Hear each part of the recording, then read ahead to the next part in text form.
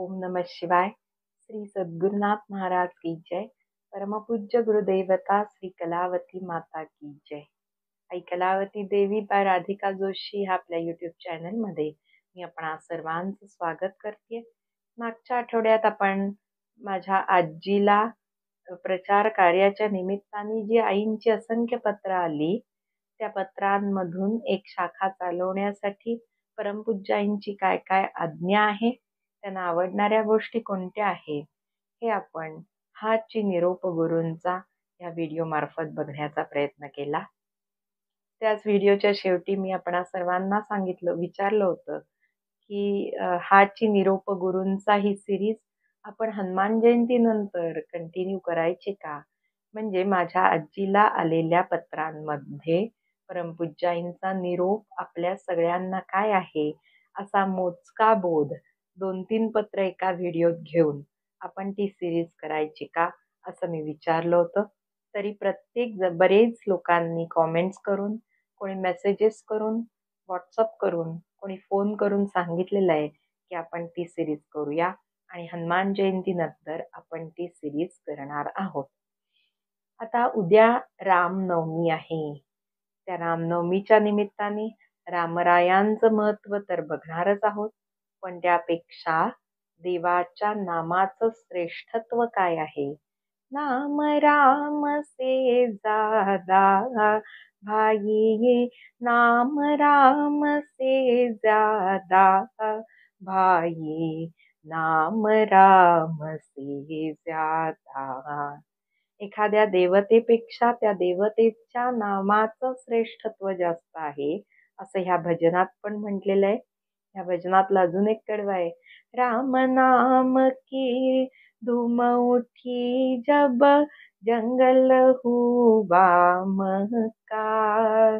परमपूज्य आई म्हणाल्या, जिथे आता मक्का म्हणून तीर्थ क्षेत्र आहे तिथे पूर्वी जंगल होतं म्हणे, आणि त्या जंगलात अहर्निश देवाच्या नामाचा जेव्हा जयघोष झाला, 365 दिवस 24 तास जेव्हा देवाचं नाव तिथे घेतलं गेलं, तेव्हा हळूहळू त्या जंगलाचं रूपांतर तीर्थस्थानामध्ये झालं। इतका नामाचा महिमा आहे। आता आज आपण एक सुंदरशी हनुमंतांची गोष्ट बघणार आहोत। त्या गोष्टीवरून नाम राम से ज्यादा हे कसं काय हे बघणार आहोत।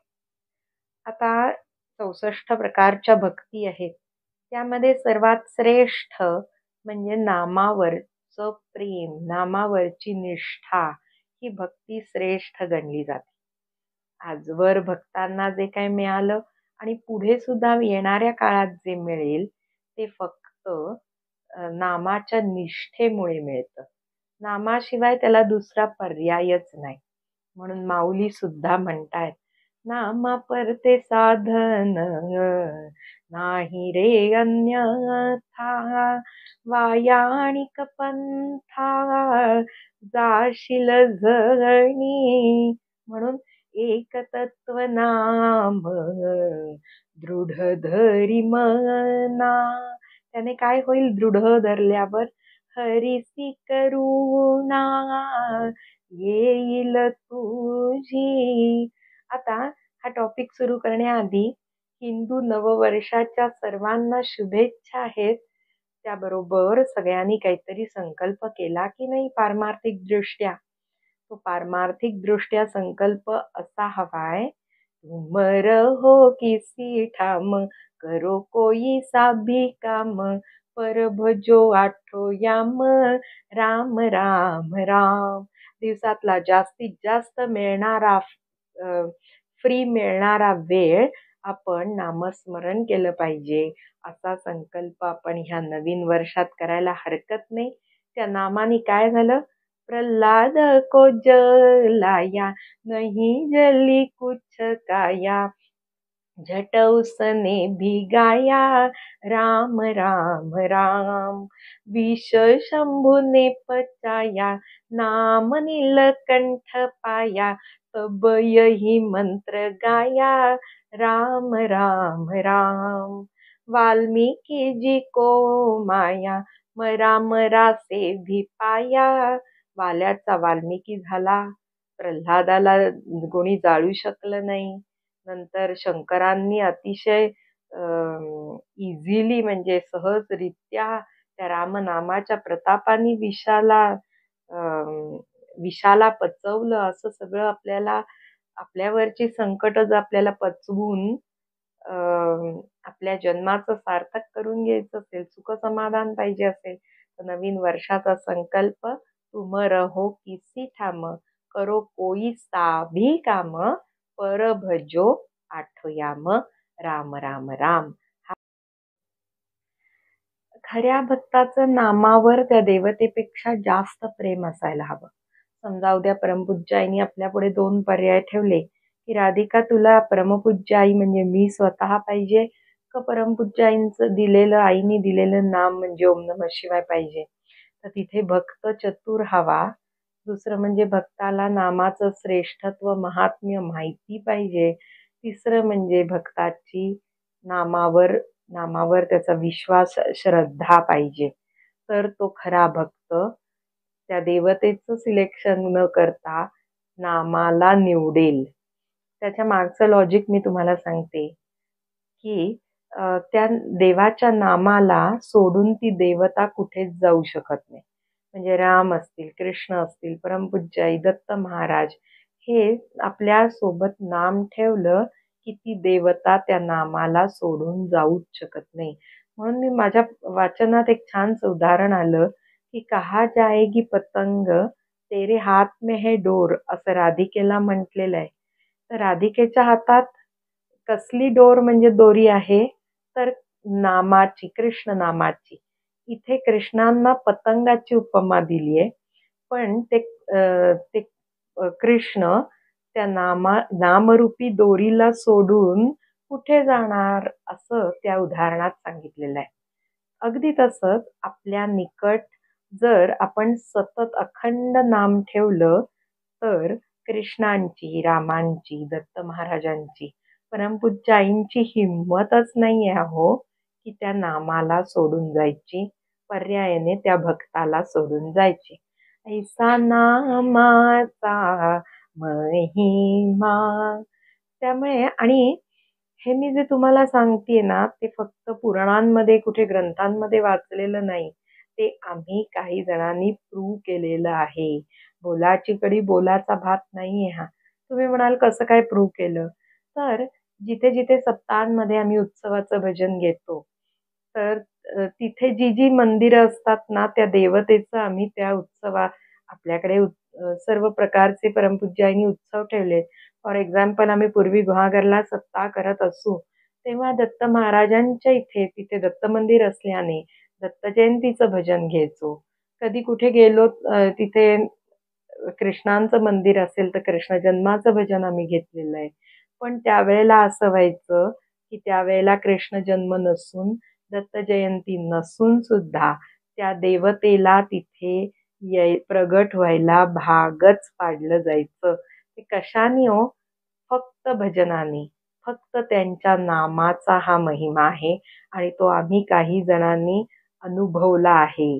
काही जण पटकन विसरतात, पण तो आम्ही घेतलेला अनुभव ह्या आम्ही जिवंत असेपर्यंत मी तरी विसरूच शकत नाही. ती अनुभूती आलेली मी काही विसरू शकणार नाही. लॉजिकली पाहायला गेलं तर त्रेतायुगात कौसल्याच्या पोटी रामराय, द्वापार युगात देवकीच्या पोटी कृष्ण, रोहिणीच्या पोटी बळीराम हे एकदाच जन्माला आले. पण गंमत माहितीये का तुम्हाला, की नामधारक किंवा भजनधारक, मी जसं आत्ता उदाहरण दिलं, तर भजनधारक जितक्या वेळेला नाम घेतो तितक्या वेळेला त्याची जिव्हा कधी यशोदा, कधी रोहिणी, कधी कौसल्या, कधी अनसूया बनून देवाला प्रगट व्हायला तिथे भागच पाडते. आणि हा अनुभव, ही अनुभूती आम्ही घेतलेली आहे, म्हणून मी तुम्हाला एवढ्या कॉन्फिडेंटली सांगत आहे. म्हणजे मॉरल ऑफ द स्टोरी काय आहे? इष्ट देवतेपेक्षा त्यांच्या नामावर खऱ्या भक्ताचं, साधकाचं प्रेम जास्त हवं. आता खरा भक्त कोण? तर समजा देवाच्या नामाला किंवा देवाला 1 मिनिट विसरण्याच्या अटीवर समजा एखाद्याला तिन्ही लोकांचं वैभव मिळेल अशी ऑफर मिळाली, तरी सुद्धा त्या भक्ताने ती ऑफर नाकारली तर तो खरा भक्त म्हणता येईल. आता आपल्याला अनेक मिनिटं विस्मरणे हा वेगळा मुद्दा आहे. पण 1 मिनिट देवाला विसरण्यासाठी तिन्ही लोकांमधलं वैभव जरी मिळालं, तरी ते नाकारण्याची क्षमता असणारा तो खरा भक्त म्हणता येईल. आता वेदशास्त्रांमध्ये नामाचा महिमा वर्णिला आहे. आपल्या भजनात सांगितलेला आहे. नाम तुझे करी पतिता पावन, कलियुगी नाही त्या समान. न करिता व्रत तीर्थे दान, मोक्ष देई. किंवा कली में हरि नाम समान बड़ो कोई, और उपाय नहीं जग में, सब पाप निवारण कारण है भव तारण है मन में सुमरो. म्हणून संत सांगतायत हरी हरी बोल बोल बोल, हा मंत्र नाही खोल. असं अतिशय सोपं असं हरी हरी बोल बोल बोल.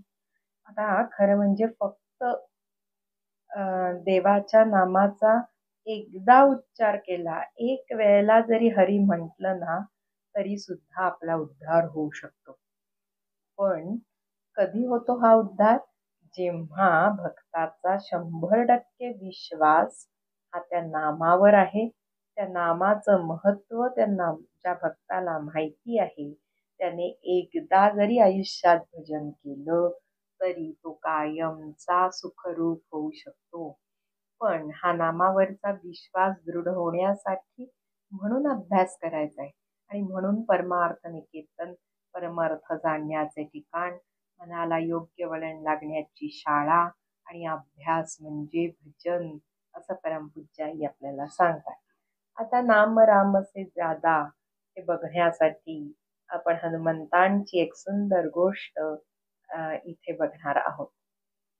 एकदा काय होतं, कैवल्य देशाचा राजा सुकंत म्हणून तो सुमेरू पर्वतावर जात असताना, सुमेरू पर्वतावर होणाऱ्या संत सभेला जात असताना नारद मुनी त्यांना रस्त्यात भेटतात राजाला आणि विचारतात की तू कुठे चाललायस एवढ्या लगबगीने. तेव्हा त्या सुकंत नावाचा राजा त्यांना सांगतो की त्या सुमेरू पर्वतावर सर्व संत मंडळींची सभा भरणार आहे आणि अशा संत मांदियाळीचं दर्शन घेण्यासाठी म्हणून मी एवढ्या लगबगीने जात आहे. त्यावर नारद मुनी म्हणतात, अरे वा वा, जरूर जा, संतांचं दर्शन तर घेतलंच पाहिजे. सुकंत आशीर्वाद घेऊन पुढे जाणार आता नारद मुनींना. तेवढ्यात नारद मुनी परत त्याला हाक मारतात आणि म्हणतात की राजा एक काम कर, सर्व संतांना तिथे प्रणाम कर बर का. त्यावर राजा म्हणतो हो हो. नारद मुनींना म्हणतो, महाराज तुम्ही सांगाल तसंच मी करीन, असं म्हणून आता राजा पुढे निघतो. परत नारद मुनी त्यांना हाक मारतात राजाला.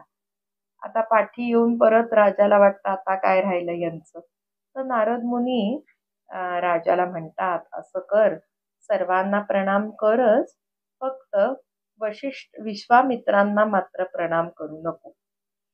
राजा म्हणतो, महाराज त्यांना का बरं प्रणाम करायचा नाही? ते पण तेवढेच महान किंवा तेवढेच संत पदाला गेलेले आहेत. तेव्हा नारदजी म्हणतात, मी सांगतोय ना तेवढंच कर. तेव्हा तरी राजा विचारतो की विश्वामित्रांना का बरं नमस्कार करायचा नाही, ह्याचं काही कारण आहे का?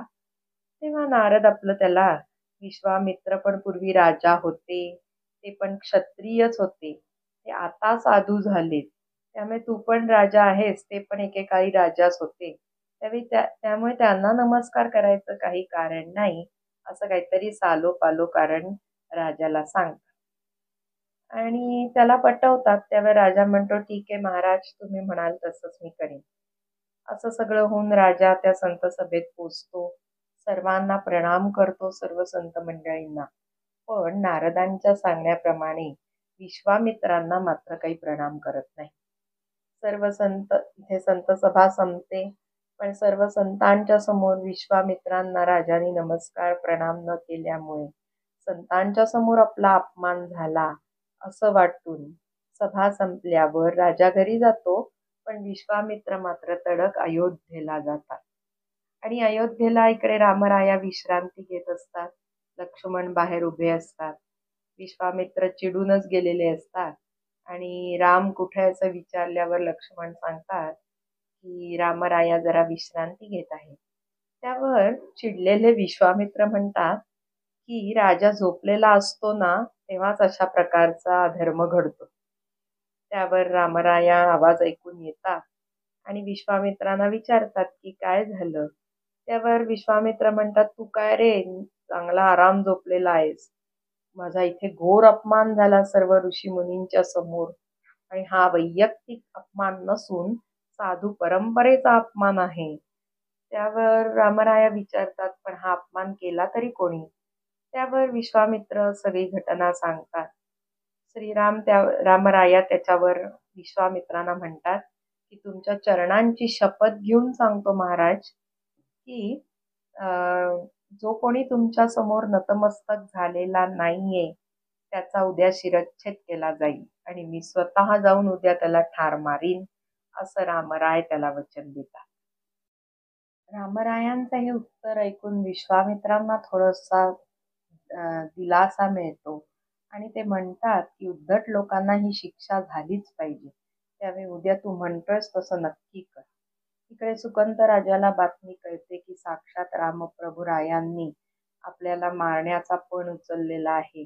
म्हणल्यावर राजा अतिशय दुःखी कष्टी होऊन नारदांना वेड्यासारखा शोधायला लागतो. पूर्वी मी रस्त्यातनं जाताना सहज नारद भेटले होते आणि आता जंग पछाडून सुद्धा नारद मुनींची भेट काही होऊ शकत नाही. राजा अतिशय रडकुंडीला येतो. ते पाहून नारदांना दया येते आणि नारद त्याला सामोरे येतात. तिथे नारद मुनी प्रगट होतात. राजा प्रणाम करतो. नारद मुनी विचारतात की काय सगळं ठीक ना. त्यावर राजा म्हणतो ठीक कसलं, आता मी मरणार आहे उद्या. त्यावर नारद मुनी म्हणतात अरे हा मृत्यू लोक आहे, आज नाही उद्या जायचंच आहे. त्याच्यावर राजा म्हणतो की पण मला मरायचं नाहीये. त्यावर नारद मुनी म्हणतात की अरे कोणालाच मरायची इच्छा नसते, पण कधी ना कधीतरी मरावंच लागतं. त्यावर राजा म्हणतो की उद्या रामराया साक्षात भगवंत मला मारणार आहे. त्यावर नारद मुनी परत म्हणतात की आहाहा, काय तुझं भाग्य आहे की साक्षात भगवंतांच्या हातून तुझं मरण येतंय. म्हणल्यावर राजा अजून चिडतो आणि नारदांना म्हणतो की महाराज तुम्ही सांगितलं की विश्वामित्रांना नमस्कार करू नको आणि त्याप्रमाणे मी केल्यामुळे त्याचंच हे मला फळ मिळालेलं आहे. हे ऐकून राजा तरी म्हणतो की आता तरी काहीतरी उपाय सांगा ह्याच्यावर. तेव्हा नारद म्हणतात की आता मी काहीच करू शकत नाही बाबा. आता जे काय आहे ते त्याला तुला सामोरच जावं लागेल. त्यावर राजा थोडा वैतागून म्हणतो की ऍडवाइस देताना मला सांगितलंत ना, देऊ केलात ना तेव्हा फुकटचा सल्ला, मग आता काही करू शकत नाही म्हणता म्हणजे आश्चर्य आहे. त्यावर नारदांनाच दया येते आणि ते म्हणतात एक उपाय आहे, पण ह्यामध्ये माझं नाव मात्र कुठेही आलं येता कामा नये. त्यावर राजा त्या अटीवर का होईना मान्य करतो आणि नारद मुनी त्याला पर्वतावरनं एका पर्वतावर नेतात आणि दुरूनच एक गुहा दाखवतात आणि त्या गुहेच्या बाहेर जाऊन रडत बसायला सांगतात.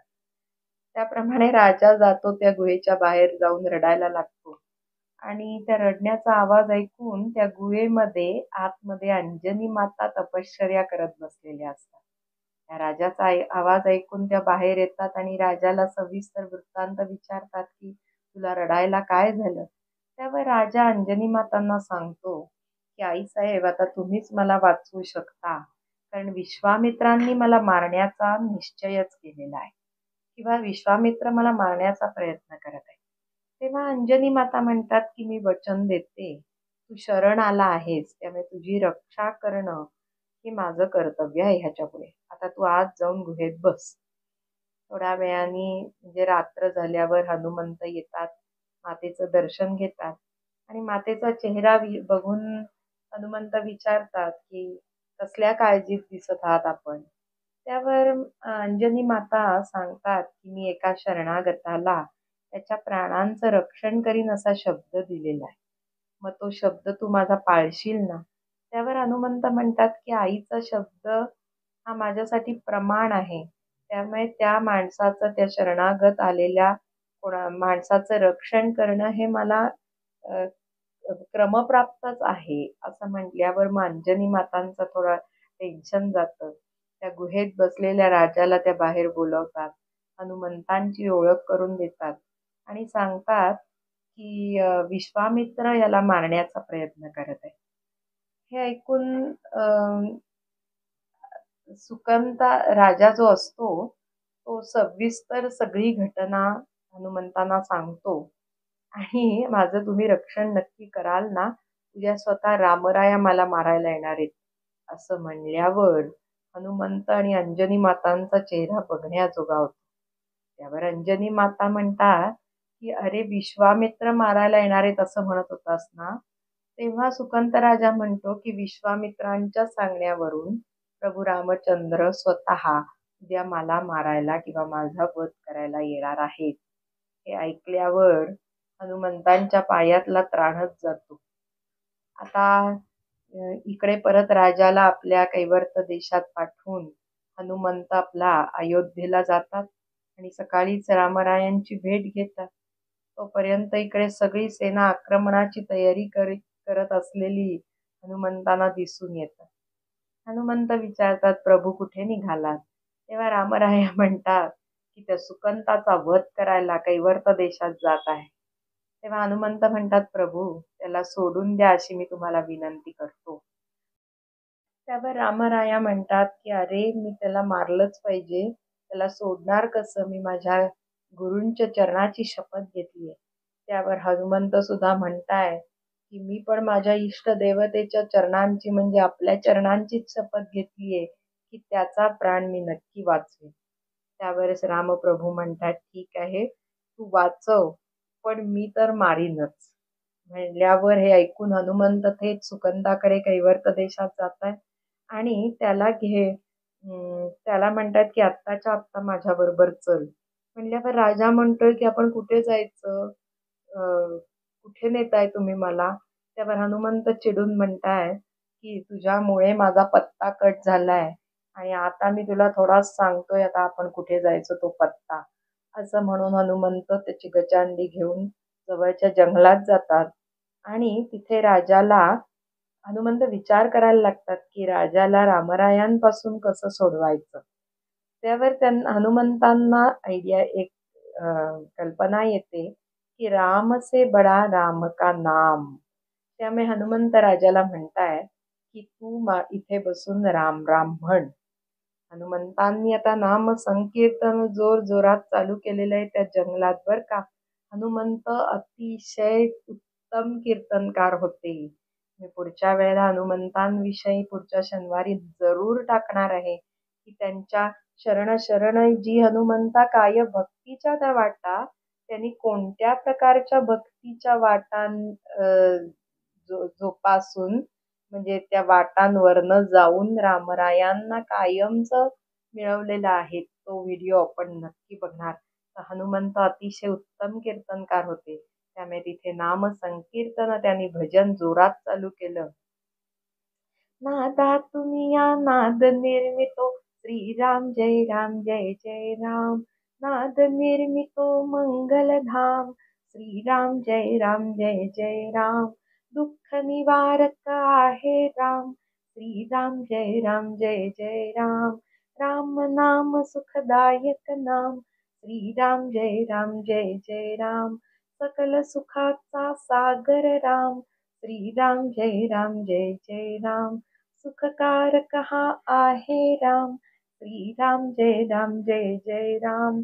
शांती जेथे तेथे राम. श्री राम जय जय राम. भक्ती रंगी खुलतो राम. श्री राम जय जय राम. दाशरथी हा निज सुखधाम. श्रीराम जय जय राम. शेवटचा एका ओळ.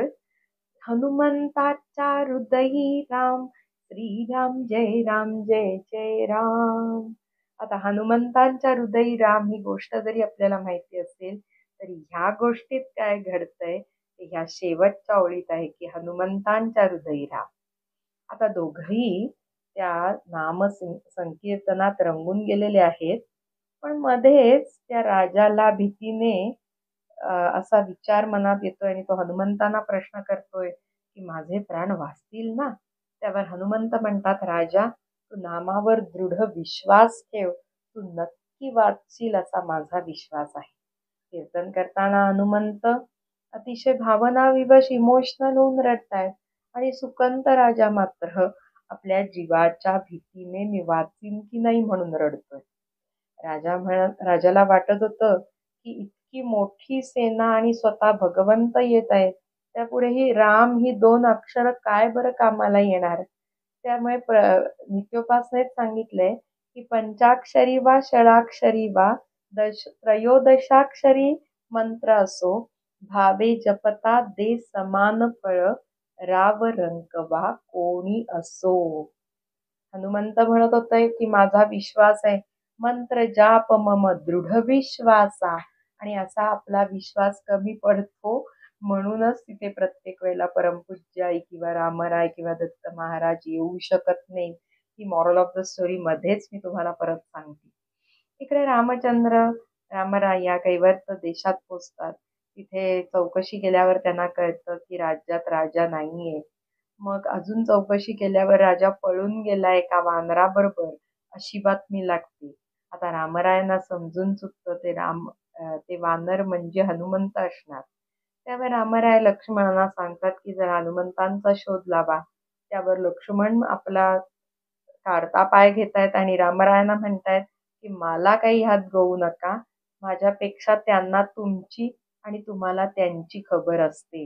रामराय म्हणतात ठीक आहे, चला जवळच्या जंगलात जाऊन बघूया. बघतात तर काय, हनुमंतांनी सुकंताला आपल्या पाठी लपवून जोरजोरात कीर्तन चालू केलेलं असतं. रामराय समोरून येतायत हे बघून. इकडे रामाचं सैन्य आणि रामराय साक्षात येत आहेत हे बघितल्यामुळे सुकंत ते रामनाम घ्यायचं विसरून जातो, जसं आपण संकटात भजन करायला विसरून जातो, ओम नमः शिवाय म्हणायला विसरून जातो आणि कोण्या ज्योतिषाच्या पाठी लागून अवाढव्य पैसे खर्च करतो. तसंच तो राजा त्या रामनामाचा त्याला विसर पडतो. पण मग हनुमंत काय करतायत की हनुमंतांनी त्याला शेपटीमध्ये लपवतायत आणि इकडे रामचंद्रांचे बाण सुटायला लागलेत. परंतु नाम संकीर्तनापुढे तिथे एक सुरक्षा कवच निर्माण झालंय त्या राजाच्या भोवती. कोणतं कवच आहे? श्रीराम जय जय राम. श्रीराम जय जय राम. श्रीराम जय जय राम. हे जे काय कवच किंवा चक्र तयार झालेलं आहे त्यापुढे त्या बाणांचा प्रभाव निष्फळ ठरतोय असं रामरायांच्या लक्षात येतं.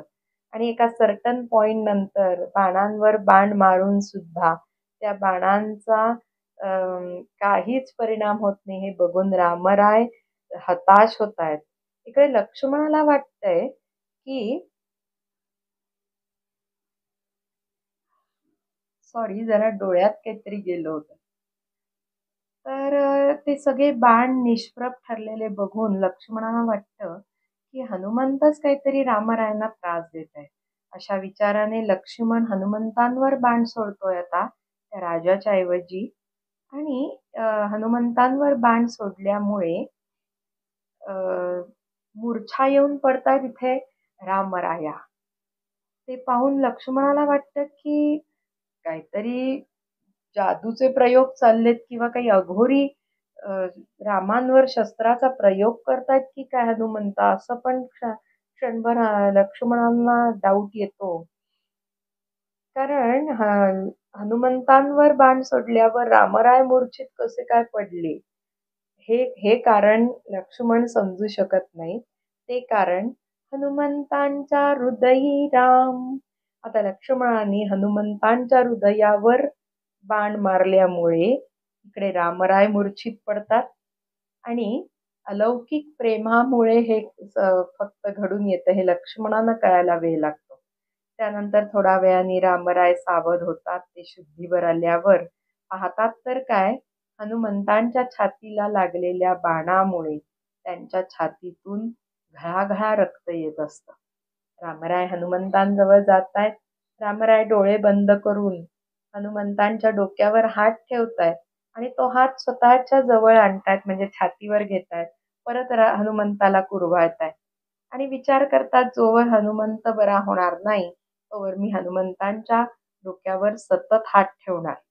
ह्याचाच फायदा घेऊन हनुमंत विचार करतात की रामरायांचे डोळे तर बंद आहेत, त्यामुळे हनुमंत आपल्या मांडीवर त्या सुकंत राजाला घेतायत आणि तो जो हात एक हनुमंतांच्या डोक्यावर येत असतो आणि जवळ परत रामरायांच्या छातीवर येत असतो, त्या त्या गॅपमध्ये, त्या काही सेकंदांच्या पडणाऱ्या गॅपमध्ये हनुमंत अतिशय युक्तीने त्या राजाला आपल्या मांडीवर घेतायत आणि परत जेव्हा हनुमंतांच्या डोक्यावर रामरायांचा हात येतोय, तेव्हा हनुमंतांच्या मांडीवर असलेल्या राजाच्या डोक्यावर रामरायांचा हात पडतो आणि आपला हात कोणाच्या डोक्यावर आहे पाहण्यासाठी जेव्हा रामराय डोळे उघडतायत, तेव्हा हनुमंतांच्या मांडीवर बसलेल्या सुकंताच्या डोक्यावर आपला हात आहे असं रामरायांना दिसतंय.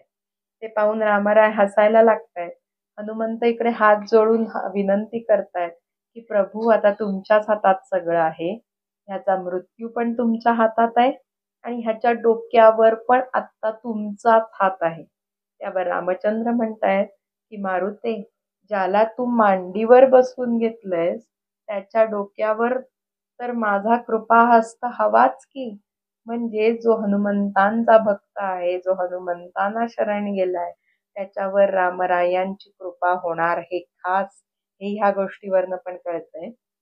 त्यामुळे रामराय म्हणतात की काही काळजी करू नको, फक्त माझ्या गुरूंना जो काही मी शब्द दिलाय, आता त्याचं काय करायचं हा प्रश्न माझ्यापुढे मोठा आहे. त्यावर इतक्यात विश्वामित्रांची तिथे एंट्री होतीये आणि हनुमान आता मात्र हनुमंत राजाला खून करतायत की तेव्हा पाया पडला नाहीस लेका, पण आत्ता विश्वामित्र आले आहेत तर त्यांच्या पाया पडून घे. मग राजा धावत जाऊन त्यांच्या पायावर लोळण घेतोय आणि माझी चूक झाली, मला माफ करा असं म्हणून विश्वामित्रांना माफी मागतोय. ते पाहून विश्वामित्र सुद्धा प्रसन्न होत आहेत आणि रामरायांना सांगतायत की ह्याला माफ करून टाकूया. साधूचं कार्य हे मारण्याचं नसून सुधारण्याचं आहे. त्या वृत्तीमध्ये पालट झालेला मला बघायचा होता. बाकी बदल घडवायचा माझा उद्देश होता. बाकी त्या माणसाला काही इजा पोचावी असं साधूला कधीच वाटत नसतं संतांना. हा पण बोध ह्या गोष्टीवरनं मिळतोय. आणि आता ह्या राजाच्या वृत्तीत पालट झालेला आहे, त्यामुळे माझं काम झालेलं आहे, त्यामुळे ह्याला माफ करायला हरकत नाही. हे ऐकून सुकंत राजाच्या जीवात जीव येतो आणि त्याच्यानंतर विश्वामित्र सुकंत राजाला विचारतायत की संतांना प्रणाम न करण्याची बुद्धी तुला कोणत्या कुसंगतीत प्राप्त झाली बरं? त्यावर राजा म्हणतोय, मला माफ करा, वाईट संगतीत मला ही दुर्बुद्धी झालेली नसून कोणाची संगत होती हे विचारल्यावर परत तिथे नारद मुनी प्रगट होत आहेत आणि नारदजी म्हणतायत विश्वामित्रांना की माझ्या सांगण्यानुसारच हा राजा वागला होता. त्यावर भगवंत नारदांना म्हणतायत की नारदा, तू धन्य आहेस. ही लीला करण्यामागचं कारण तरी काय हे तरी आता आम्हाला कळू दे.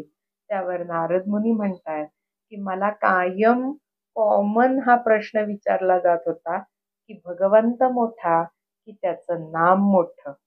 मी सारखं कोणाकोणाला उत्तर देणार म्हणून विचार केला की असं एक नाट्य घडवून आणूया की ज्यामुळे लोकांना आपोआपच त्यांचं उत्तर मिळेल आणि म्हणून मी ही सगळी लीला केली.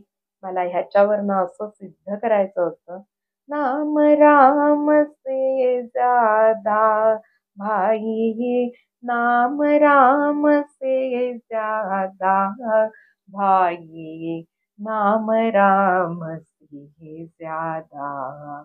आणि असं रामनाम अखंड आपल्या मुखात राहावं, आठी प्रहर आपल्या मुखात राहावं, असं नवीन वर्षाच्या निमित्ताने, राम जन्माच्या निमित्ताने आपण परमपूज्य आईंना, रामरायांना प्रॉमिस करूया. आणि असं नाम जेव्हा आपल्या मुखात येईल तेव्हा ती इष्टदेवता, ते संत सद्गुरू म्हणजे आपल्या केसमध्ये परमपूज्य आई आपल्याला सोडून एक क्षणभरही कुठेही जाऊ शकणार नाही. आणि जेव्हा रामराया, जेव्हा श्रीकृष्ण, जेव्हा संत सद्गुरू, जेव्हा परमपूज्य आई आपल्याला एक क्षणभरही सोडून जाणार नाही, तेव्हा आपण सगळे कायमचे सुखरूप होऊ. त्यामुळे आजच्या ह्या रामनवमीच्या निमित्ताने आपण हा संकल्प करायला काहीच हरकत नाही. सीताकांत स्मरण, जय जय राम. आता पुढच्या शनिवारच्या हनुमान जयंतीच्या शुभ मुहूर्तावर आपण शरण शरण जी हनुमंता, काय भक्तीच्या त्या वाटा, मज दावाव्या सुभटा, ह्या निमित्ताने हा अभंग घेऊन हनुमंतांच्या सामर्थ्याचं, त्यांच्या गुणांचं, त्यांनी केलेल्या भक्तीच्या प्रकाराचं गुणवर्णन करूया. आणि त्यांच्यासारखं रामरायांना मिळवण्यासाठी काय करावं लागेल हे सुद्धा बघूयात. धन्यवाद. श्री सद्गुरुनाथ महाराज की जय.